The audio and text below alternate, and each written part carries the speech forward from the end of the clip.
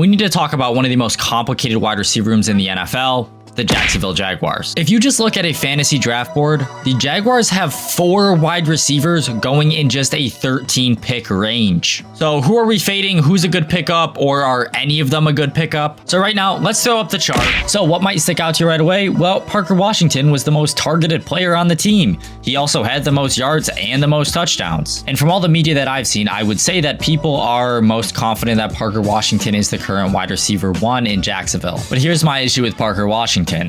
Parker Washington is one of the fastest rising players in fantasy right now, and I just think it's not worth the buy. And next on the list is Brian Thomas Jr. He had 91 targets, but only 700 yards and 2 touchdowns on 91 targets. I'm sure you guys are aware that BTJ was a big story in fantasy last year. People thought he could finish the wide receiver 1. Obviously, that just didn't even come close to happening. Now, of course, Brian Thomas Jr. is only in his 3rd year. It's not like he's peaked before and his career is over or anything like that. And based on current ADP, if I was coming out of this draft with 1 Jaguars wide receiver, it would be BTJ. Next on the list, Jacoby Myers is the one that nobody really talks about. He came over at the deadline last year, and he actually had the highest target share on the team. He just signed to a 3-year deal with Jacksonville. Like, it's very clear they don't want him going anywhere. He will be a part of that offense. So expect to see him get some looks, but I wouldn't expect anything too crazy. And finally, Travis Hunter, absolute fade. I wouldn't, just no. Like, just no.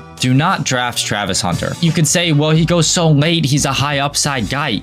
Is he a high upside guy? I think he is a valuable 2-way player to Jacksonville. I don't think Travis Hunter is a good fantasy football player. There is a big difference between what can make you a good asset to your team and what can make you a good asset to somebody's fantasy team. So as a final verdict, here is one thing I like and one thing I dislike about Jacksonville's wide receiver room. Starting with what I dislike, I personally don't pick up any of these guys in fantasy. I just think there's too much competition. I just think the ball is going to be spread around too much in that offense. You also have Bashal Tutin as well.